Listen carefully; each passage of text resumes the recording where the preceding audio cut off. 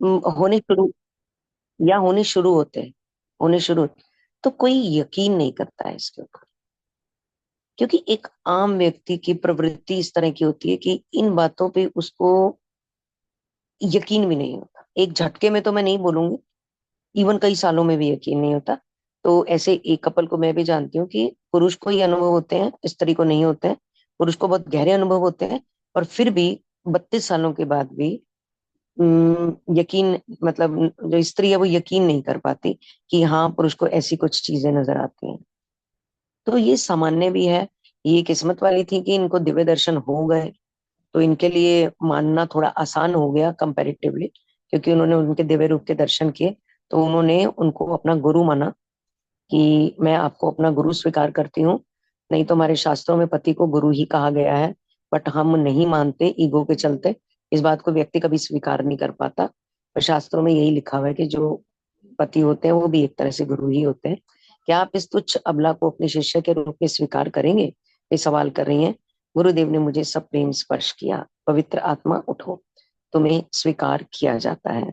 उन्होंने देवताओं की ओर इंगित किया, इन पूज्य संतों में से प्रत्येक को बारी बारी से प्रणाम करो। जब मैंने विनम्रता से सबको प्रणाम कर लिया, तो एक साथ सभी देवताओं की वाणी गूंजी, जो प्राचीन वेद घोष के समान थी। इस दिव्य पुरुष की अर्धांगिनी, आप धन्य हैं, हम आपको प्रणाम करते हैं। उन्होंने मेरे चरणों में प्रणाम किया, और और आश्चर्य उनके दिव्य शरीर अदृश्य हो गए। कमरे में अंधेरा छा गया। मेरे गुरुदेव ने मुझसे क्रिया योग दीक्षा लेने के लिए, अभी अपने पति के लिए गुरुदेव वर्ड यूज कर रहे हैं, मेरे गुरुदेव ने मुझसे क्रिया योग दीक्षा लेने के लिए कहा। बेशक, मैंने कहा, मुझे खेद है कि इससे पहले ही मैंने इस सौभाग्य को क्यों नहीं प्राप्त किया, क्योंकि कई बार एक जन्म नहीं कई जन्म लग जाते हैं, पर व्यक्ति उसके लिए राजी नहीं होता। वो बोलता है तुमको करना है तो तुम करो, मुझे इसमें बिलीव नहीं। क्योंकि वो इतने आत्मीय संबंध से ये ऑफर दी जाती है कि व्यक्ति उसके उसके अतीत को आंकने लगता है बीच में, और उसका दिल उसे गवाही नहीं देता कि हाँ इस व्यक्ति से भी मैं कुछ सीख सकता हूँ, क्योंकि अतीत की बहुत सारी बातें उसके माइंड में बैठी होती हैं। ऐसे हम सब लोग की जिंदगी में, हमारे आसपास की जिंदगी में, हमारे फ्रेंड सर्कल की जिंदगी में, सबकी जिंदगी में इस तरह के एक्सपीरियंसेस होते हैं, बट हम यकीन नहीं कर पाते।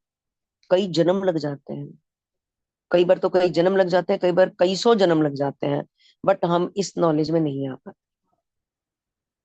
आसान नहीं है। आज हम किताब भी पढ़ रहे हैं तो ये आसान नहीं है।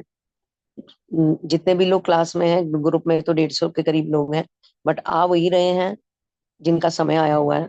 इनका समय अभी नहीं आया है, वो अभी भी नहीं आ पा रहे हैं, जबकि मोबाइल सबके पास है और मैसेज भी सबके पास पहुंचता है। ये सब काम आज्ञा से होते हैं, जिस जिसको आज्ञा आ रही है बस वही आएगा। दूसरा कोई आ भी नहीं सकता और झांक भी नहीं सकता। तुम्हारा समय नहीं आया था। लाडी महर्षि ने मुस्कुराते हुए मुझे संतावना दी। तुम्हारे बहुत से कर्मों को नष्ट करने में मैं चुपचाप तुम्हारी सहायता कर रहा था। अब तुम इच्छुक भी हो और तैयार भी।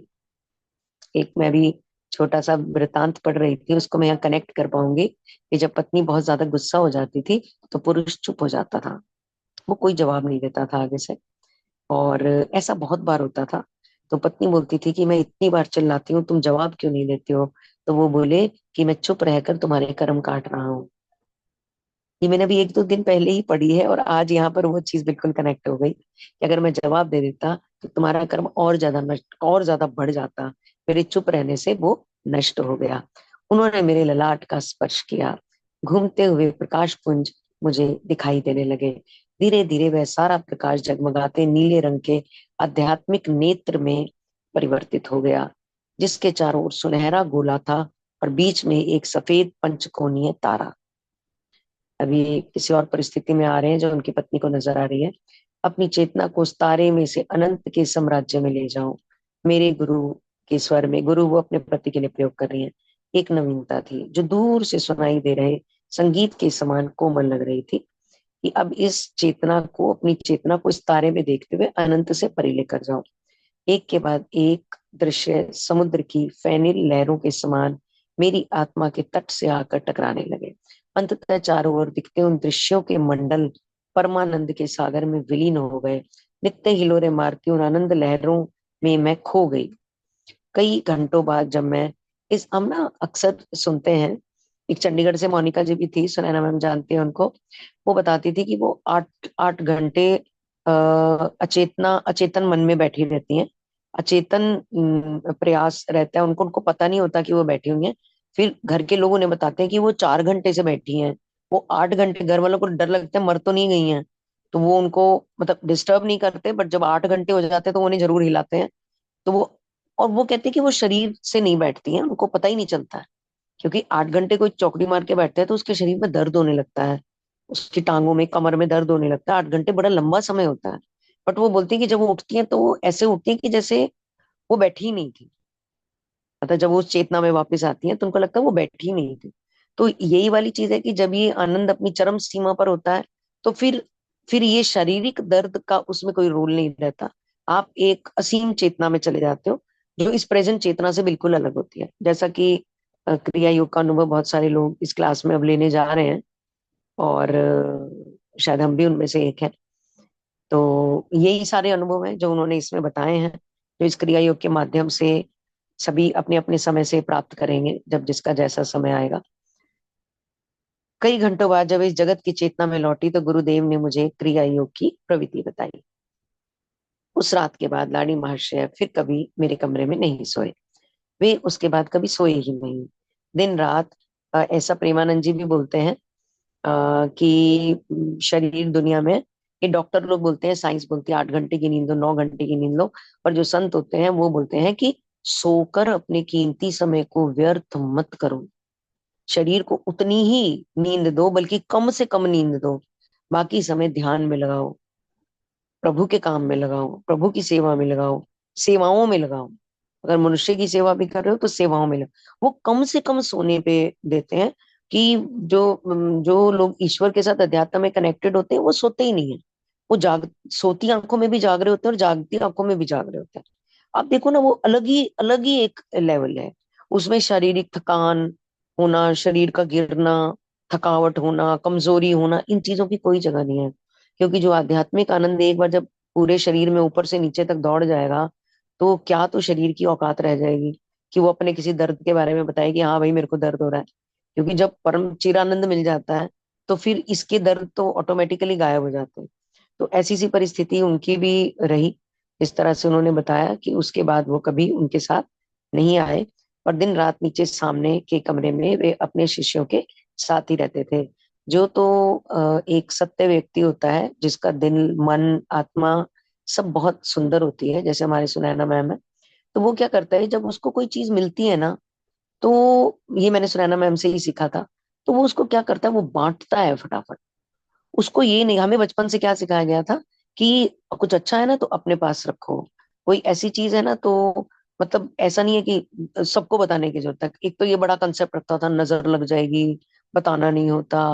मतलब छुपाने की पॉलिसी पे जोर हमारे बड़े लोग देते थे। वो डरते थे नजरों से और इससे और उससे।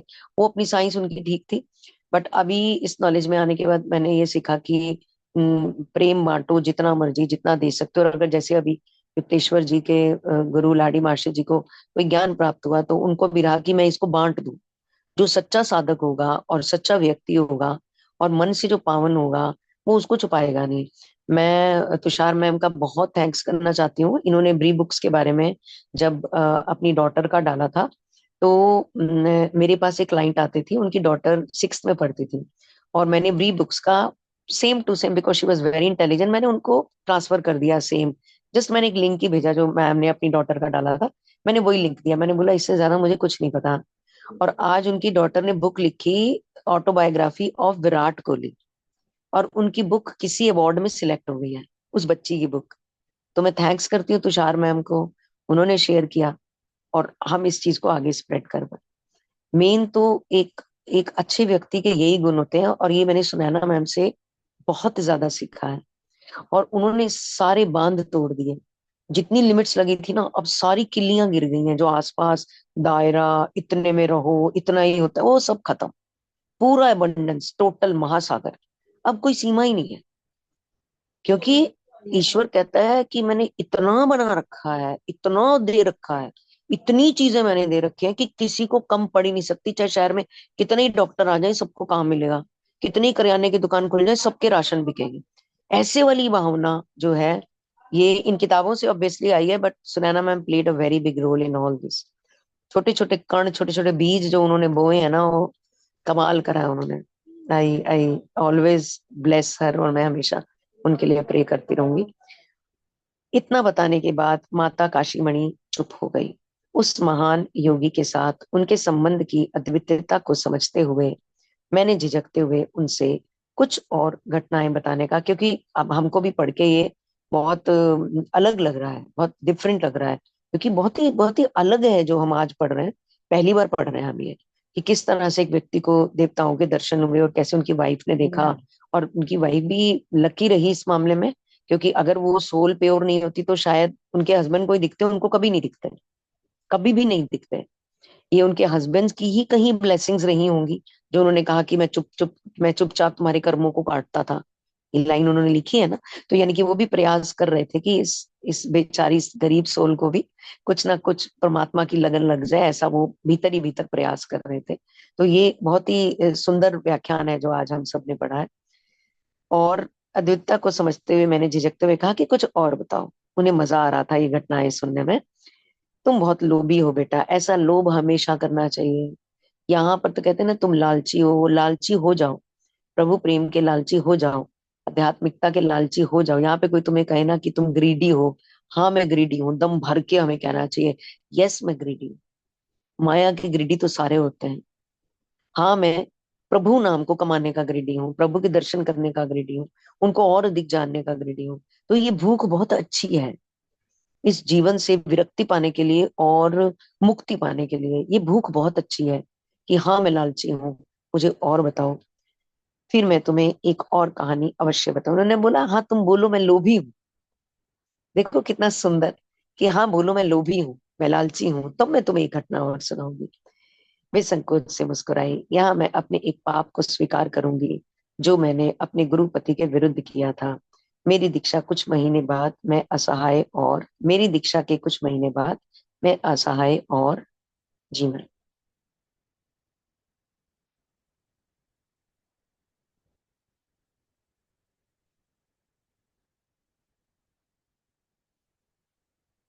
उपेक्षित अनुभव कर रही थी। दीक्षा के कुछ समय के बाद वो असहाय और उपेक्षित अनुभव कर रही थी। एक सुबह लाड़ी मास्टर जी इस छोटे से कमरे में कोई वस्तु लेने के लिए आए। मैं तुरंत उनके पीछे ही यहाँ पहुंच गई। माया के वशीभूत होकर मैंने उन्हें अत्यंत कठोर शब्दों में संबोधित किया। माया के वशीभूत, हमें माया ही बंदर नाच नचाती है।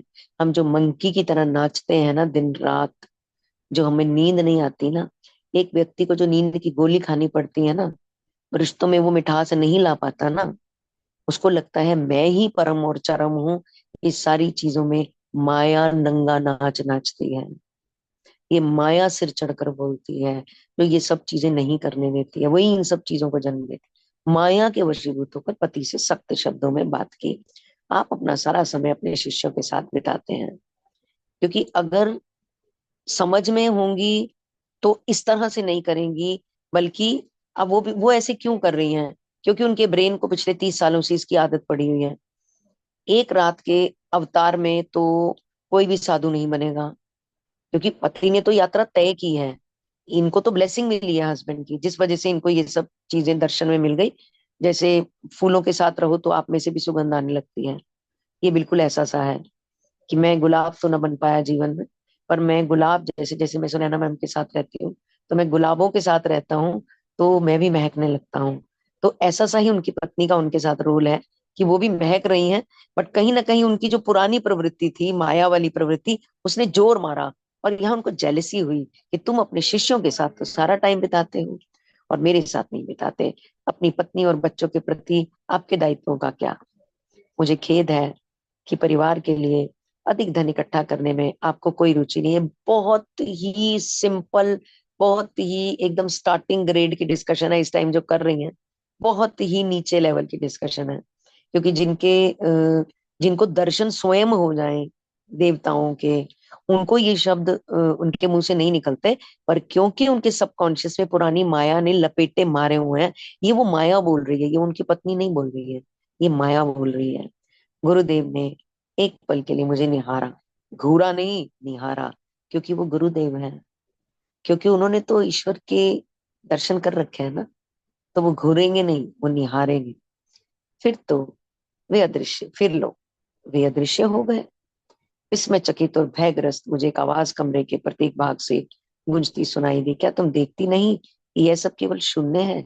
मुझ जैसा शून्य तुम्हारे लिए धन कैसे उत्पन्न कर सकता है। वो बिलख उठी, गुरु जी, लक्ष लक्ष बार क्षमा मांगती हूँ। उनकी पापी आंखें आपको अब नहीं देख पा रही हैं।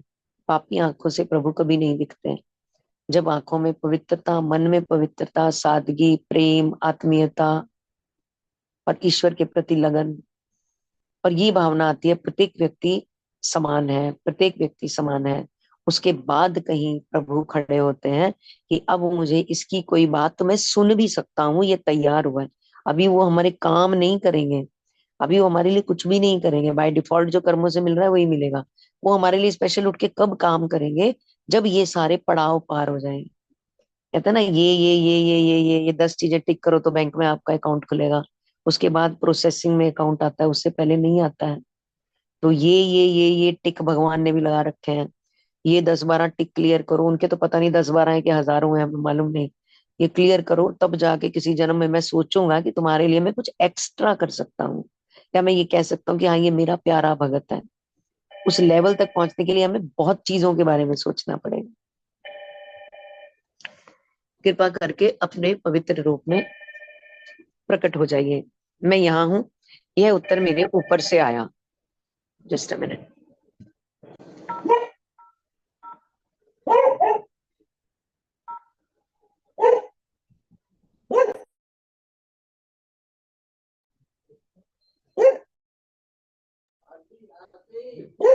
मेरे ऊपर, मैं यहाँ हूँ, यह उत्तर मेरे ऊपर से आया। मैंने ऊपर दृष्टि घुमाई तो गुरुदेव को हवा में प्रकट होते देखा। उनका सिर छत को छू रहा था। उनकी आंखें चौंधिया देने वाली अग्नि ज्वालाओं के समान, यानी कि उनको क्रोध आया, उनको क्रोध आया, अग्नि ज्वालाओं के समान थी। जब वे चुपचाप जमीन पर उतर आए तो मैं भयक्रांत होकर सिसकते हुए उनके चरणों में लौट गई। उन्होंने कहा, नारी, और नारी बुला रहे हैं, पत्नी या भार्या नहीं बुला रहे हैं। क्योंकि जो व्यक्ति इस परम पद को प्राप्त कर लेता है उसको ये पता चल जाता है कि सब रोल प्ले है, और वो शरीर और आत्मा के डिफरेंस को समझ पाता है। हम सबको लगता है कि हम शरीर हैं, ये हमारे रिश्तेदार हैं, हम शरीर हैं, जबकि ये हमारे रिश्तेदार नहीं है, हम इन रिश्तेदारों का रोल प्ले कर रहे हैं। हम इनका शरीर रोल प्ले कर रहे हैं, हम नहीं कर रहे हैं, शरीर रोल प्ले कर रहा है। हम तो एक आत्मा है, और आत्मा का कोई रिश्ता नहीं होता, आत्मा के पास कोई कुछ नहीं होता, वो उसका कोई किसी चीज से लेना देना नहीं होता, शरीर है जो रोल प्ले करता है।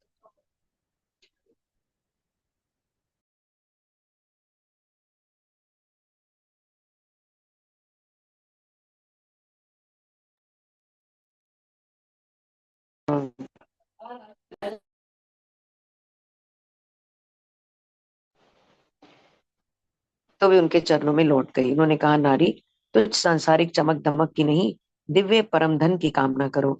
जब अंतर की निधि को पा लोगी तो बाह्य पूर्ति सदैव अपने आप होती होते देखोगी। फिर उन्होंने कहा, मेरा एक आध्यात्मिक पुत्र तुम्हारी व्यवस्था कर देगा। मेरे गुरु के शब्द सत्य तो सिद्ध होते ही थे, एक शिष्य हमारे परिवार के लिए भी काफी धन देगा। चलिए, वो अपना एक्सपीरियंस यहाँ पर शेयर कर रही हैं कि तुच्छ सांसारिक चमक दमक की नहीं, दिव्य परम धन की का मतलब आध्यात्मिक नाम की कामना करो, उस परम धन की कामना करो, इस मायावी धन की कामना मत करो। जब अंतर के धन को, निधि मतलब धन को पा लोगी, तो बाह्य पूर्ति अपने आप होने लगी। ये जो बाह्य चक्र है जिसमें हम माया की कामना करते हैं, ये अपने आप होने लगेगा। हमें लगता है मैं कमा रहा हूं तो ही धन आ रहा है, जबकि आप कार्मिक, आपके जो कार्मिक मित्र होते हैं, कार्मिक मित्र मतलब आपके रिश्ते हैं। कई बार ईश्वर क्या करते हैं, आप जब आध्यात्मिक रास्ते पर जाते हैं तो वो आपके उसमें धन नहीं देते, पर आप जिनसे जुड़े होते हैं उनके धन को बहुत बढ़ा देते हैं। जब हम कहते हैं कि मैं ही क्यों नहीं धन ला रहा हूं, वो ईगो होती है हमारी। जब आपसे जुड़े एरिया में बहुत ज्यादा धन आ रहा है तो वो आपके लिए आ रहा है। वो ईश्वर उनके माध्यम से आप तक ही पहुंचा रहे हैं। ऐसा इस पैराग्राफ में बड़ा क्लियर उन्होंने बताया हुआ है। फिर उन्होंने कहा मेरा एक आध्यात्मिक पुत्र, देखो वही चीज हो गई, मेरा एक आध्यात्मिक पुत्र इसकी व्यवस्था कर देगा, मतलब पुत्र नहीं आध्यात्मिक पुत्र, मतलब ईश्वर आपके लिए इंतजाम कर देगा, आप ये टेंशन मतलब कि मैं कर रहा हूँ उसको। जो अपने साधन से चीजें बाहर आने वाली चीज होती है ना, भाई मैं इस चीज को करूँ, ये मैं बीच में से हटे, तो वो साधन का इंतजाम हो जाएगा। और मेरे गुरु के शब्द सत्य तो सिद्ध होने ही थे, एक शिष्य हमारे परिवार के लिए काफी था। हाँ जी, 38 हो गए हैं मैम, आज इतना ही करें।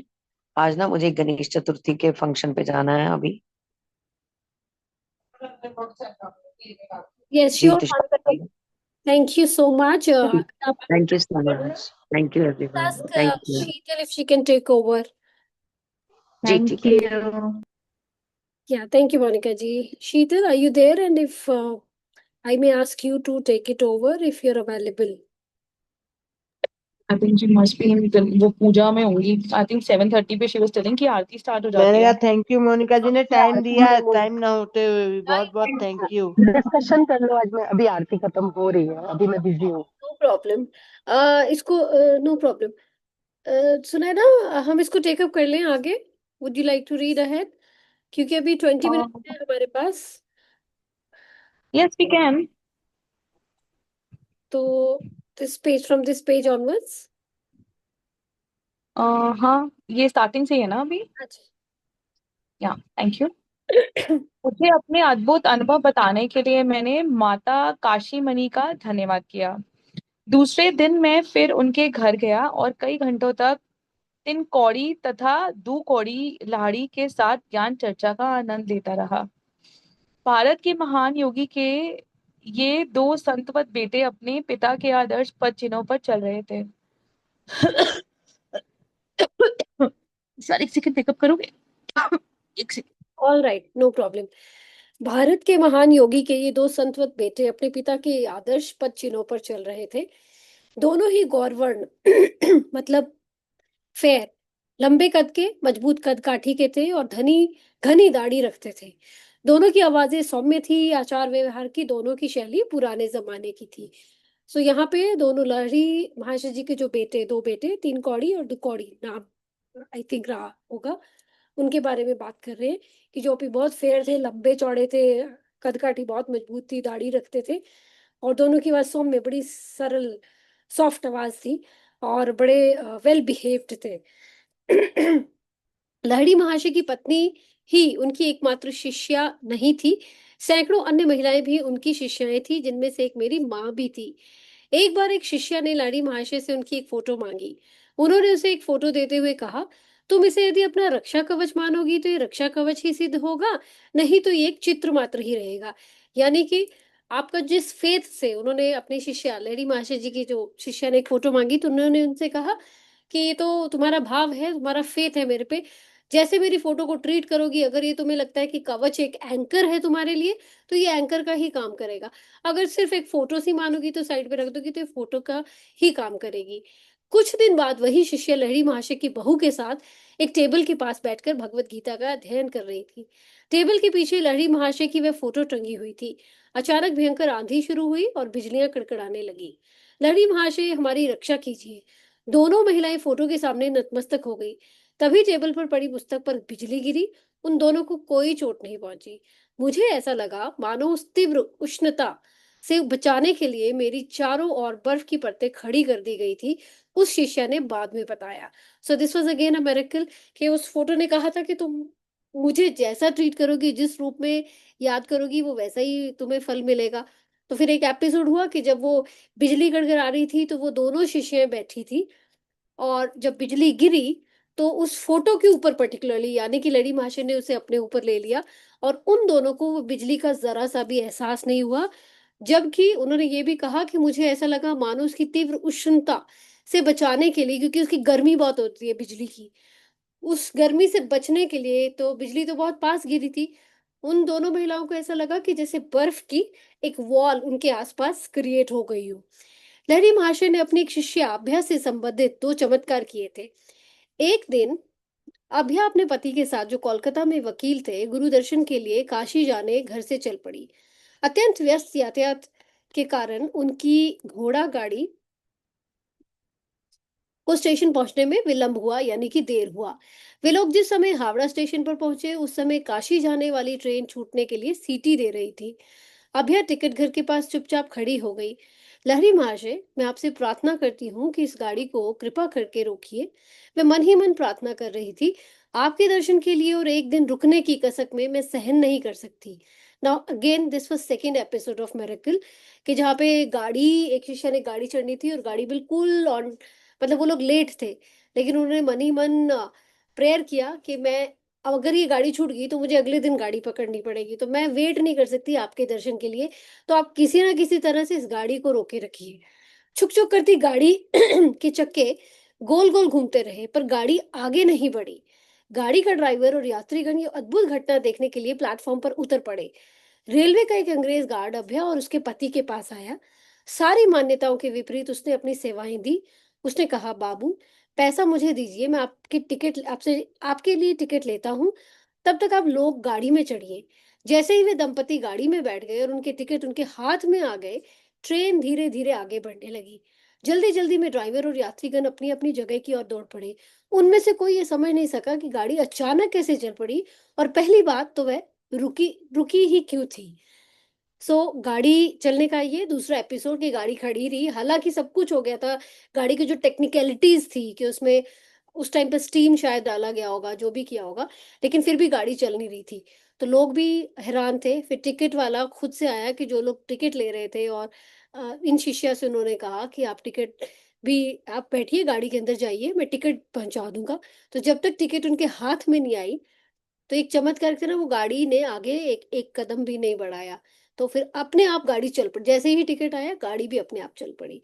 काशी में लहरी महाशय के घर पहुंचने पर अभया ने चुपचाप लहरी महाशय के आगे साष्टांग प्रणिपात किया और उनके चरण छूने का प्रयास करने लगी। तभी लहरी महाशय बोल पड़े, अपने आप को संभालो अभया, मुझे कष्ट देने में तुम्हें कितना आनंद आता है, जैसे कि तुम यहाँ अगली गाड़ी से आ ही नहीं सकती थी। अभया एक अन्य स्मरणीय अवसर पर लहरी महाशय के पास आई थी। इस बार उसे उनकी मध्यस्थता ट्रेन के लिए नहीं, बल्कि संतान के लिए चाहिए थी। तो उनको तो पता ही था लहरी महाशय को, कि तुम मुझे कितना कितना बार मुझे याद करोगी, कि एक तो गाड़ी का एपिसोड हो गया, लेकिन उसका जो असली मकसद था वो सिर्फ लहरी महाशय के पास क्यों आई थी, उसे मध्यस्थता ट्रेन के लिए नहीं, बल्कि संतान के लिए चाहिए थी। तो कुछ चाइल्ड इशू के लिए शायद उन्होंने आना होगा।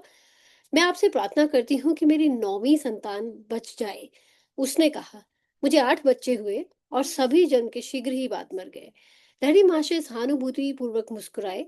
तुम्हारी होने वाली संतान बच जाएगी। मेरे निर्देशों का अत्यंत सावधानी से पालन करना। यह संतान एक बच्ची होगी और इसका जन्म रात को होगा।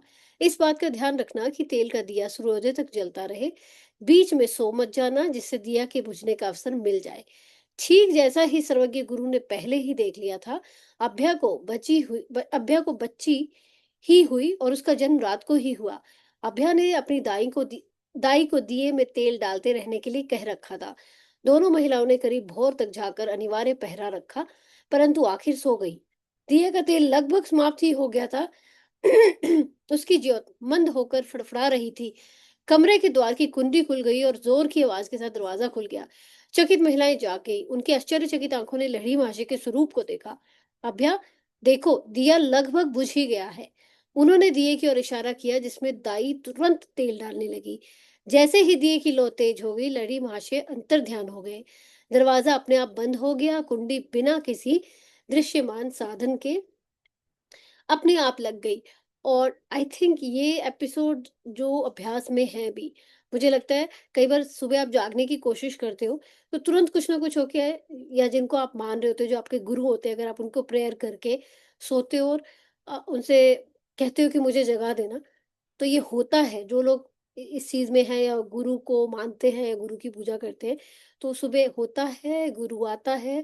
बहुत सारी चीजों में ऐसे होता है कि गुरु आपको वार्न करता है, या आपको किसी ना किसी फॉर्म में आपके सामने आता है और वो आपकी हेल्प जरूर करता है। जैसे इस केस में हुआ कि लहरी माँ से दिया बुझने ही वाला था, वैसे ही आए, तुरंत उनको मैसेज दिया कि तू दिया बुझ जाएगा, और जैसे ही दिए में तेल डाला वो अदृश्य हो गए। It happens with lot of people. ये मैंने सुना है बहुतों से। पर्सनल लेवल पे सुना है कि हमें सुबह जब उठना होता है तो अपने गुरु से हम कहते हैं, और बिना अलार्म के हम उठते हैं और गुरु ही हमें उठा के जाता है। अभ्या की 9वीं संतान बच गई। 1935 में जब मैंने उसके बारे में पूछताछ की, तब भी वह जीवित थी। लहरी महाशय एक शिष्य आदरणीय श्री काली कुमार राय ने मुझे गुरु के साथ बिताए अपने जीवन के अनेक रोचक किस्से सुनाए थे। राय ने मुझे बताया, मैं प्राय वाराणसी में लहरी महाशय के घर एक साथ कई सप्ताहों तक अतिथि बनकर रहता था। मैं देख करता था कि उनके साधु मैं देखा करता था कि उनके साधु संत दंडी स्वामी आदि रात्रि की निर्वता में गुरुदेव के चरणों में बैठने के लिए आते थे। कभी कभी वे ध्यान की या दार्शनिक तत्वों की चर्चा भी छेड़ देते थे। One second, let me check Dandi Swami, because अभी लेटेस्ट भी I have been reading Dandi Swami a lot. तो मैं एक बार ही थोड़ा सा जस्ट लेट मी चेक ये कौन से दंडी स्वामी है। दंडी स्वामी विशिष्ट संन्यास परंपरा के सन्यासी होते हैं जो ब्रह्मदंड के प्रतीक स्वरूप एक डंडा अपने पास रखते हैं। मानव शरीर में मेरुदंड मस्तिष्क में स्थित 7 चक्रों को भेदन करना ही अनंत साम्राज्य का मार्ग है। राइट।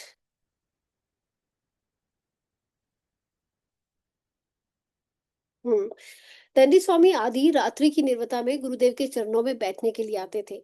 कभी कभी वे ध्यान की या दार्शनिक तत्वों की चर्चा भी छेड़ देते थे। मैं जब जब भी वहां रहा तब तब मैंने देखा कि लहरी माशे एक बार भी कभी सोने के लिए नहीं लेटे। गुरुदेव के साथ संबंध के प्रारंभिक काल में मुझे अपने मालिक का विरोध सहना पड़ा। मेरे मालिक घोर भौतिकवादी थे। अपने कर्मचारियों में मुझे कट्टर धर्मांध लोग नहीं रहिए। वे तिरस्कार के साथ कहा करते थे, तुम्हारे पाखंडी गुरु से कभी मेरी मुलाकात हो गई तो मैं उसे कुछ ऐसा सुनाऊंगा कि उसे याद रहेगा। इस धमकी का मेरे नियमित कार्यक्रम पर कोई असर नहीं पड़ा। मैं प्राय प्रतिदिन की शाम अपने गुरु की सेवा में व्यतीत करता। एक शाम मेरे मालिक मेरे पीछे पीछे आए और दुष्टता से लाड़ी माशे की बैठक में घुस गए।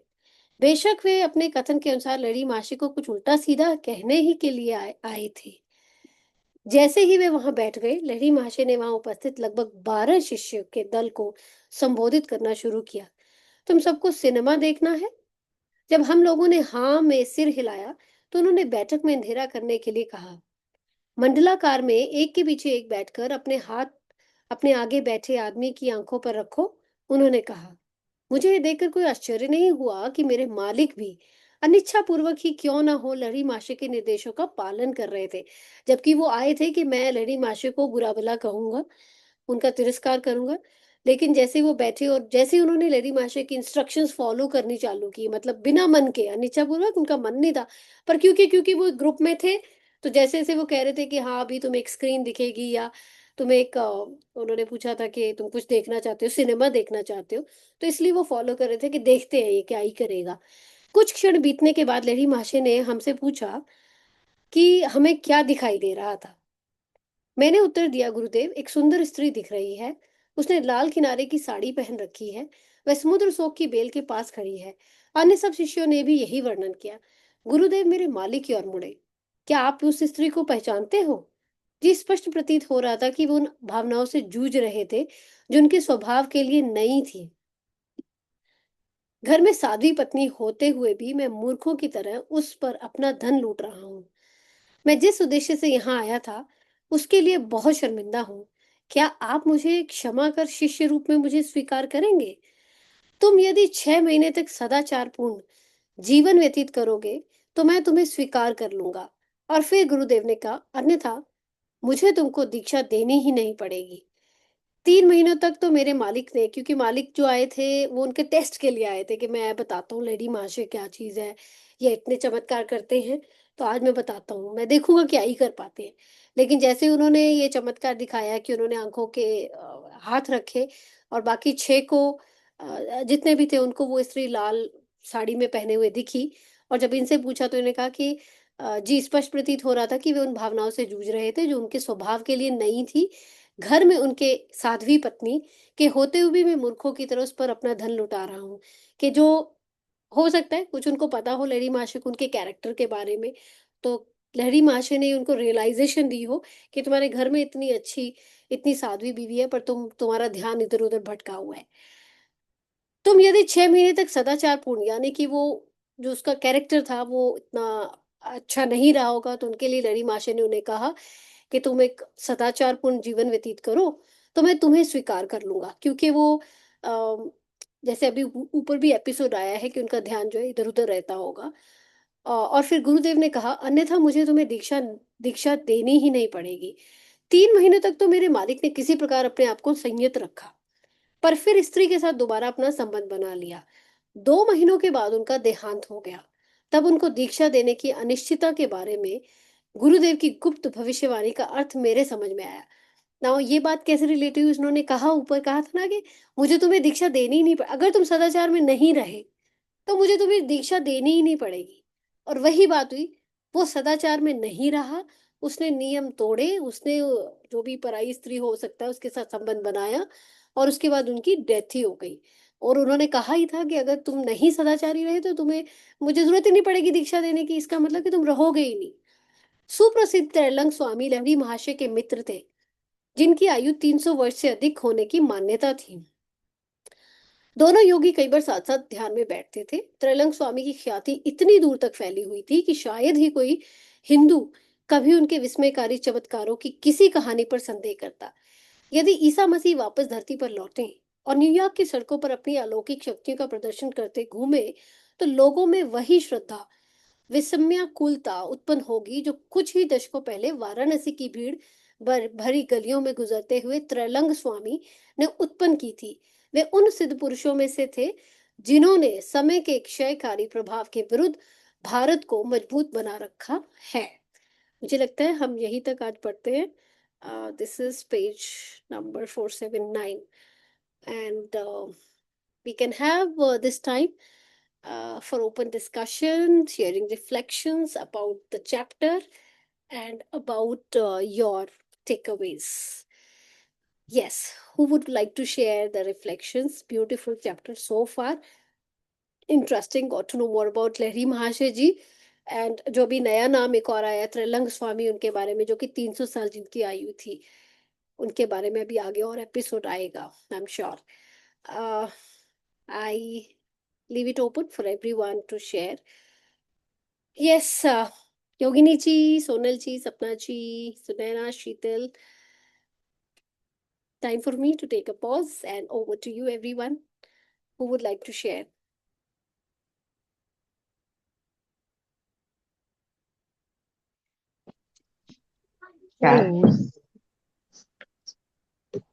Hello. Yeah, Yogini ji, right. हाँ तो यार मैं ये कहना चाह रही थी कि जो मतलब ये हमारे लिए एक बड़ा अमेजिंग सा चैप्टर है। मुझे ये चैप्टर बड़ा इंटरेस्टिंग लग रहा है जी, क्योंकि इसमें we can see that the saints, the people who are born as saints, मतलब वो जैसे एक केले में एक छिलका, मतलब केला जो अपने छिलके में रहता है, इट्स नॉट चिपका नहीं रहता उसके साथ, अंदर भी रहता है लेकिन it's separated from the cover. तो जितने सेंट्स हैं इन्होंने अ, दुनिया में रहते इनकी दिखाने को इनकी शादी भी हुई है, but they were not attached, they had no vices. तो ये चीज मुझे बड़ी अमेजिंग लग रही है इसमें। तो I have come across some who are like this, but इनका भी ऐसा ही है। मुझे बड़ा अच्छा लगा ये सब पढ़ के। बट मैं अलग से पढ़ रही थी। मेरा एक्चुअली ज्वाइन करने का पर्पज ये है कि मेरे पास बुक जो है इट इज इन इंग्लिश, और इंग्लिश की मुझे कई चीजें समझ में नहीं आ रही होती। तो मैं हिंदी में साथ साथ लिख रही होती हूँ। But I had a senior doctor, he had come to talk with me about something, तो मैं बीच में मुझे थोड़ा म्यूट भी करना पड़ा, ऑफ भी करना पड़ा। बट मैं अलग अलग पढ़ रही थी, आप अलग चल रहे थे। But this is really very beautifully explain कि कैसे उनकी वाइफ भी इनिशिएट हुई इसमें। और इसमें कई बार होता है कि जो आपके पार्टनर होते हैं वो भी, क्योंकि आपके कार्मिक संबंध है इसलिए आपकी शादी हुई उनसे दिखाने को दुनिया के लिए, लेकिन they are not attached, bodily not attached like we people are. बड़ा अच्छा लगा वो सब देख के, सुन के, right. पढ़ के। Oh, thank you. beautiful, beautiful. That's right. Thank you, Yogini ji. Sunaina, you okay now? You said आपका गला चोक हो गया था. I hope it's all good now.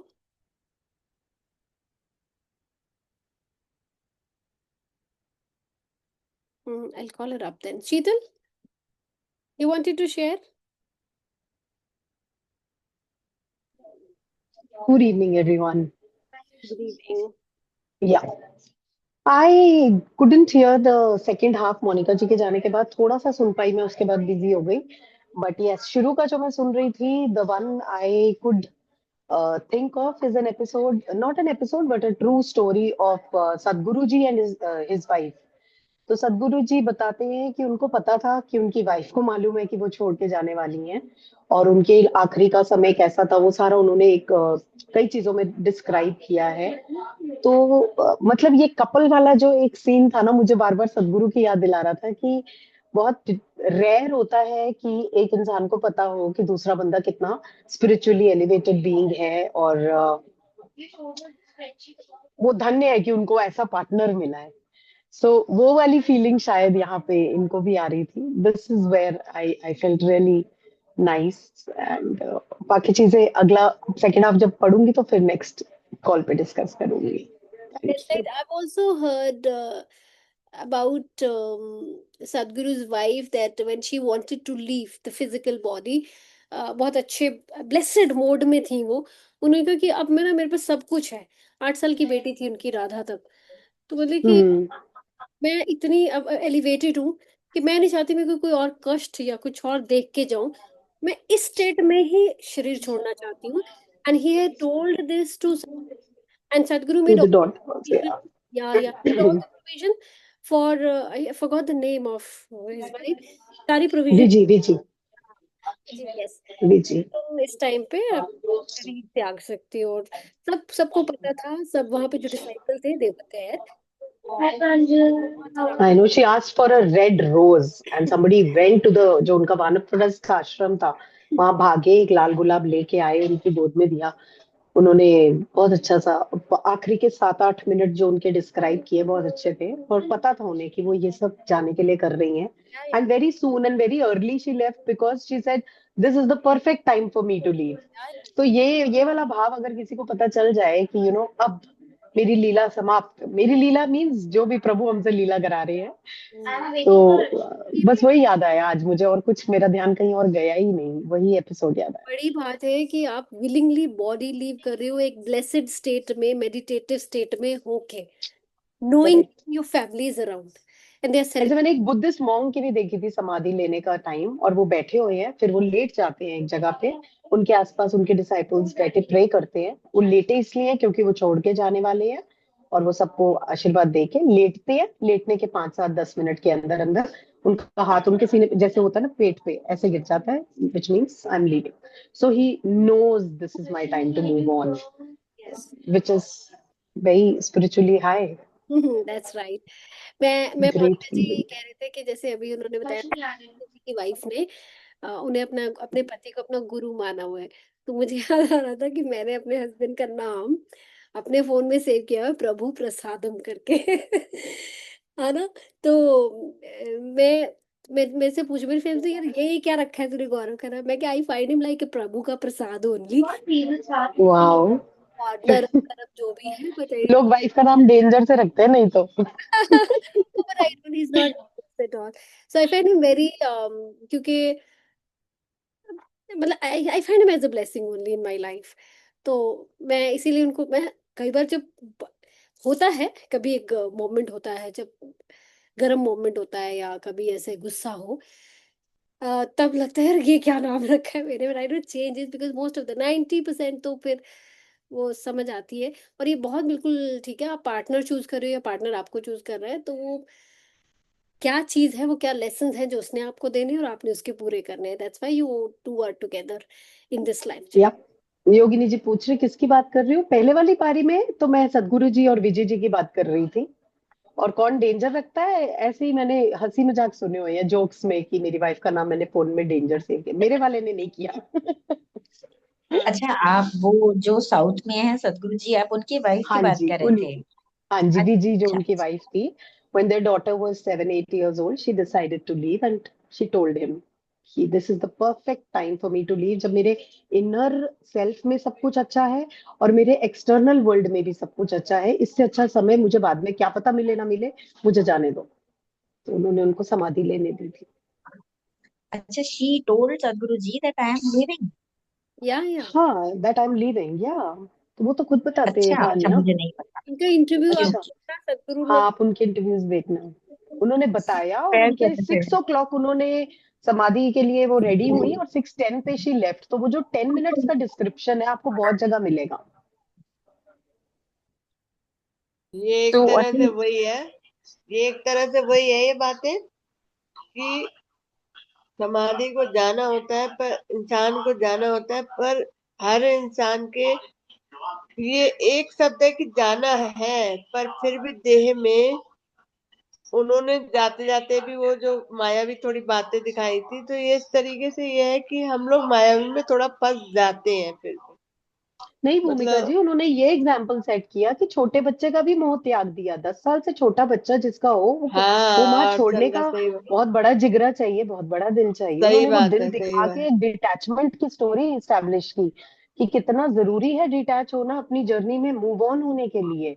तो मोह तो छोड़ना सिखाया. वो जो छोटी मोटी रिचुअल्स कर रही थी वो उनके जाने का एक प्रोसेस था, दैट्स इट.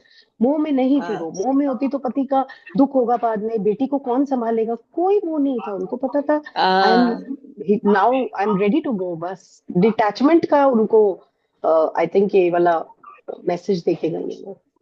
हाँ, दैट्स मतलब ऑल कि फ्रॉम माय साइड. हमें आई गेट बिजी अगेन, सो सब थैंक यू सो मच रिश्तों फॉर को गिविंग मी निभा अ चांस.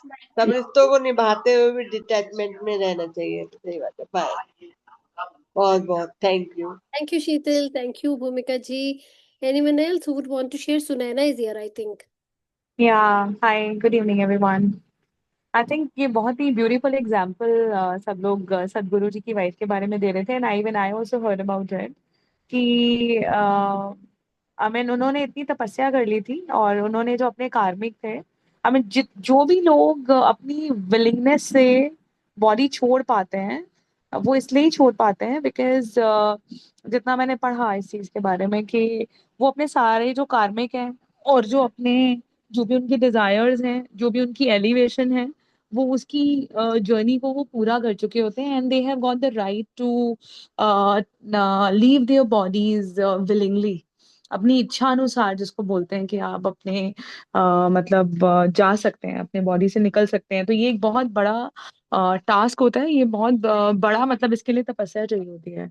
मतलब बहुत कंट्रोल चाहिए होता है, मतलब while being in our bodies and lives. ये बहुत सही बात है कि it takes a lot.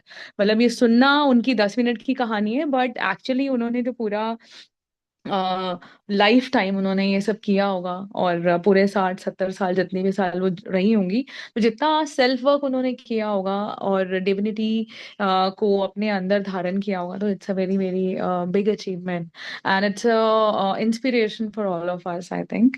And yeah it's a very very big thing. And one thing I just wanted to say कि अभी ना जैसे हमने मॉर्निंग में 5 to 6 अपने लेसन्स जो हैं वो स्टार्ट कर दिए हैं, एंड जिसमें हम 3 लोग आ रहे हैं अभी. पूनम जी हैं, उन्होंने अपने लेसन अप्लाई कर दिए हैं, तुषार और मेरे पास लेसन हैं already. And I would request everyone जो भी अभी ग्रुप में है एट प्रेजेंट, एंड वो ग्रुप में भी हैं, अगर उन्होंने लेसन नहीं किए हैं अप्लाई, तो फिर वो बुक क्लब में रह सकते हैं, because we are not as per the guidelines we are not suppose to read the lessons without registering with the YSS. So I would request everyone to take this request very seriously, क्योंकि उसमें वो जगह जगह पर लिखा हुआ है. Yeah हाँ जी, Tushar, you want to say something? Like to add here कि या हम तो ये भी लिखा है कि हम ये लेसन्स अपने बच्चों को विदाउट परमिशन भी नहीं पढ़ सकते हैं. अगर हमें अपने हाँ बच्चे को भी हाँ देना है, we have to seek permission from the Ranchi office और द हेडक्वार्टर और द स्वामी जीज के हमारे पास लेसन है if you want to read. Plus उसमें एज ग्रुप भी दिया हुआ है. तो जब फैमिली में भी अलाउ नहीं है, आगे भी मुश्किल है. मतलब बाहर तो बिल्कुल ही नहीं हमें. हाँ और ये क्लियरली, बहुत clearly, if you get the lesson ना, तो उसकी पहली 4 बुकलेट्स में आपको सारी चीजें बहुत मतलब जितने भी डाउट्स हैं तो सारे क्लियर हो जाएंगे वो चारों बुकलेट्स में. इतना ब्यूटीफुली एक्सप्लेन किया है कि क्या क्या है. एब्सोल्युटली. हाँ टीना मैम से जो क्वेश्चन हम लोग पूछ रहे थे उसी में ऑलरेडी पड़े हुए हैं, सारे क्वेश्चंस है उसमें. So please go ahead yourself and be a part of these beautiful lessons. Another thing, एक और मैं अभी जो हम लेसन पढ़ रहे हैं तो ये एक और आई है अपडेट फॉर यू, कि जो ये सोचता है कि लेसन हमने तो दीक्षा लेनी ही नहीं या लेसन करेंगे तो दीक्षा लेनी ही पड़ेगी, वो भी कहते जरूरी नहीं है. आप लेसन करो, दीक्षा मत लो, आपकी मर्जी है.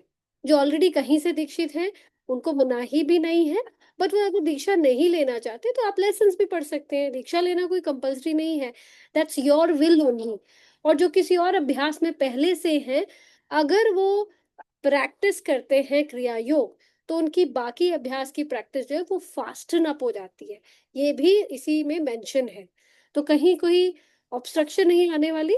आप जिस भी प्रोसेस या जिस भी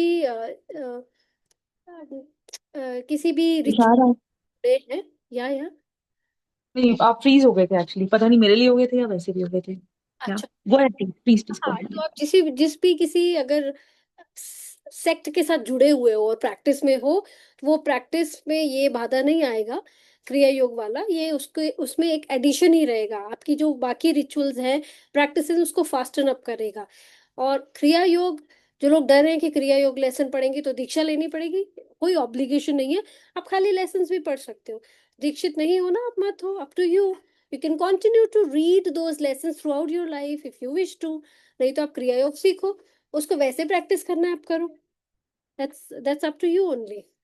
तो बहुत सारी चीजें जैसे जैसे हमें पता चलेगा लेसन से पहले पहले जो जो वो हम बता सकते हैं, लेसन वाला पार्ट हम नहीं बता पाएंगे. हाँ, चार्ज उसका टाइमिंग मॉर्निंग का ही रहेगा? 5 to 6 है अभी. अगर आप मेरे को अपडेट दे दें कि आप या वैसे अलका जी आपने क्वेश्चन पूछा है हाँ जी, हाँ जी. तो सारे ब्लैंक बैठे थे, मुझे पता नहीं चलता. तो ऐसा है अलका जी, आपने लेसन अगर अप्लाई करें आप अपनी फ्लेक्सिबिलिटी के अकॉर्डिंग कभी भी पढ़ सकते हो. हमने 5 से 6 शुरू किए कि हमें उठना भी होता है, तो हमारी प्रैक्टिस ये है कि इसी बहाने हम उठ सकते हैं. हमारे और जैसे सुनैना तो उससे भी पहले उठ रही है, मैं उससे पहले अभी नहीं उठ रही हूँ. हमारी और वो रेकी की पुरानी की प्रैक्टिसेस हैं जो अगर हम जल्दी उठेंगे 4 बजे तो वो भी हो जाती हैं. तो इतना अभी मेरे को तो ये है कि मैं 5 बजे से अभी फिर से शुरू करूँ, फिर धीरे धीरे और ऊपर तक देखते हैं कितना जल्दी, क्योंकि मैं बहुत जल्दी सोने वाले मैं पर्सन नहीं हूँ. टाइम लेट हो जाता है सोते सोते. So that's why. सो अगर नहीं आपको 5 से 6 सूट करता, आप अपने फ्लेक्सिबल टाइम पे आराम से पढ़ो. और ये लिखा है कि किसी के साथ चलने की जरूरत नहीं है, अपना अपना पढ़ो और अपना अपना एब्जॉर्ब करो. क्योंकि आप जो एक लाइन का मतलब ड्रॉ कर रहे हो वो मेरे लिए अलग होगा, वो आपके लिए अलग होगा, क्योंकि आपकी जर्नी अलग है, मेरी जर्नी अलग है. और लेसन हमने जबकि डिस्कस करने ही नहीं, तो कोई चक्कर नहीं है. बट हाँ, किसी को ऐसा लग रहा है कि यार मैं मेरे पास टाइम नहीं है, मैं निकाल नहीं पा रहा, मेरा डिसिप्लिन नहीं बन रहा, उसके लिए आप 5 से 6 जरूर आओ. वो डिसिप्लिन बिल्टअप हो जाता है रोज का. And I just want to add on to this, like 5 से 6 में तो हम पढ़ ही रहे हैं, उसके अलावा वी डिसाइडेड टुडे कि हम अपने अपने पेस पे भी पढ़ सकते हैं. And we can write in the group कि मैंने यहाँ तक पढ़ लिया है, so that we can coordinate accordingly. और हम नेक्स्ट डे जो है वो उसी को पढ़ते हुए पहले और फिर उसके आगे जो है वो इनिशिएट कर लें. अलॉन्ग विद दैट जो पढ़ लिया होगा किसी ने भी ग्रुप में वो अपने अपने पेस पे अपना अपना कवर कर लेंगे. एंड मॉर्निंग में जो है हम लोग वहीं से कैचअप करेंगे जहाँ से हमें अगला करना है. Yeah, we'll go ahead like that. So I hope it is being clear to everyone. And if anyone still has any questions, so they can talk or they can call or they can write. We'll be happy to answer. अभी वो Yeah, question answers चल रहे हैं वहां पे, तो yeah, yeah. आपके question answer है 5 से 6 सेशन में आओगे तो वही चल रहा है, क्लियर हो जाएगा. लेसन तो हम हाँ, कल परसों तक लेसन शुरू हो जाएंगे. हाँ, हाँ. क्वेश्चन आंसर है वो क्लियर, आपके अगर किसी के भी डाउट में हैं तो वो क्लियर हो सकते हैं. आज तो हमने काफी क्वेश्चंस कवर कर भी लिए, तो कल Hmm. और है. तो 1-2 दिन आप लोग आ सकते हो अभी भी, जिसको भी डाउट्स है पता करना है, तो वहां से डाउट्स और क्लैरिफाई हो जाएंगे आपके. या किसी को पर्सनल कुछ और डाउट है, please go ahead, feel free to ask us, pose those questions. आप माइंड ओपनर में इन सिंक में क्वेश्चंस डालो. We would be glad to answer and address those concerns and queries of yours. जो हमें पता है वो हम बताएंगे, जो नहीं पता वो हम नीना मैम से या रांची हेड ऑफिस से पता करके भी बता सकते हैं. Right. Yeah, right, I think. yeah. In mind, I think for sure. All right. Let's join our hands together for the concluding prayer. Sarve bhavantu sukhina, sarve santu niramaya, सर्वे भद्राणि पश्यन्तु मां कश्चित् दुख भाग भवेत्. Om Shanti Shanti Shanti. Thank you so much everyone. Thank you everyone. Thank you, Tushar. Thank you everyone. Thank you. Thank you.